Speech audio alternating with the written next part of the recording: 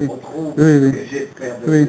Moi, j'ai pris quelques notes, mais tout de suite. Alors, tout de suite, pour arrêter sur ta dernière, ou ta conclusion, où tu dis qu'il n'y a plus de gouvernement sur Terre, précisément, il y a la cybernétique. C'est-à-dire, et cybernétique veut dire gouvernail, veut dire gouverner, hein, et que, en effet, donc la vision de Maurizio, alors j'y adhère complètement, il n'y a plus de gouvernement, sauf qu'il y a celui qui se propose de gouvernement, c'est-à-dire la cybernétique, et nous arrivons au fait que ce gouvernement ne sera effectivement humain, ou disons sera politique, si nous le reconnaissons. Si nous reconnaissons que la cybernétique est au gouvernement, si nous reconnaissons que c'est le gouvernail qui gouverne, si on peut dire, se gouverne, à ce moment-là... Encore un gouvernement, parce que la notion de gouvernement, c'est un concept politique qui suppose une pensée qui gouverne, justement. C'est pas le cas, c'est une détermination, on peut donc, dire. C'est une causalité. Donc, on ne peut pas aller jusqu'à dire que c'est un gouvernement. Donc, il faudrait pouvoir y aller parce que c'est la voie à laquelle Maurizio appelle.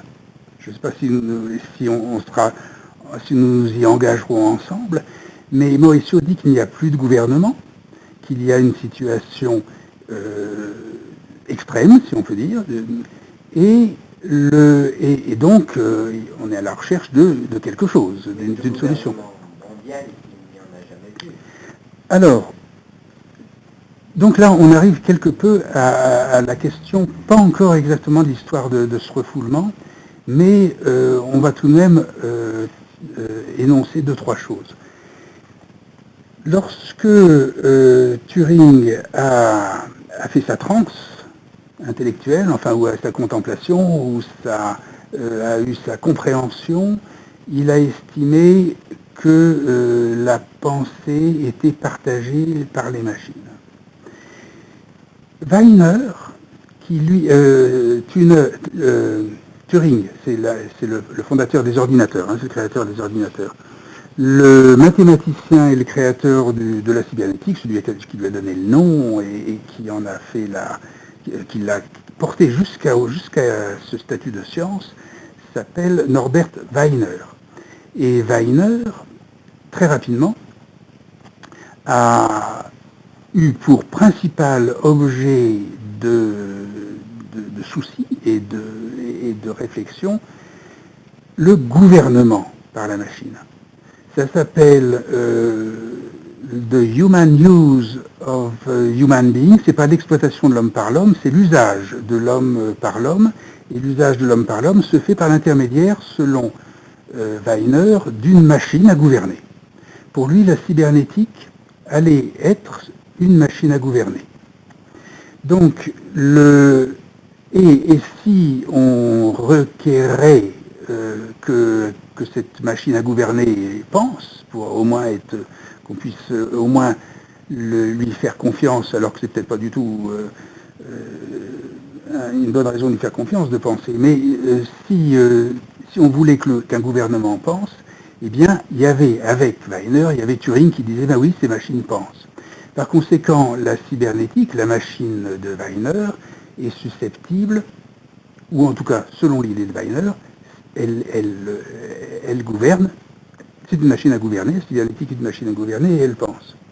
Mais, et toujours nous y revenons, je reviens à ce point-là, c'est-à-dire qu'elle est en place, c'est-à-dire le gouvernement mondial n'est plus, alors là c'est le cas de le dire, il n'est plus que dans le semblant. Il n'y en a plus effectivement, il n'y a plus de gouvernement signifiant, et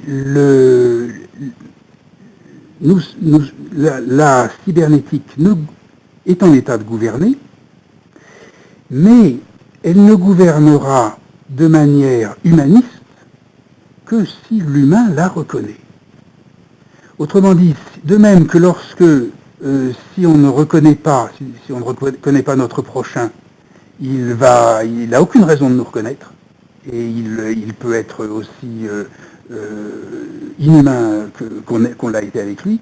Eh bien, de même que si nous ne reconnaissons pas la pensée du gouvernement cybernétique, à ce moment-là, cette machine n'a aucune raison de soutenir l'humain dans sa mécanique, enfin, ou dans sa gestion, qui peut être au meilleur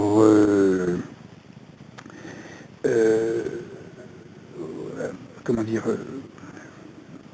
au meilleur espoir, tout ce que l'on pourrait espérer à ce moment-là, c'est ce que la deep écologie espère, c'est que la machine puisse gérer la vie, l'écosystème.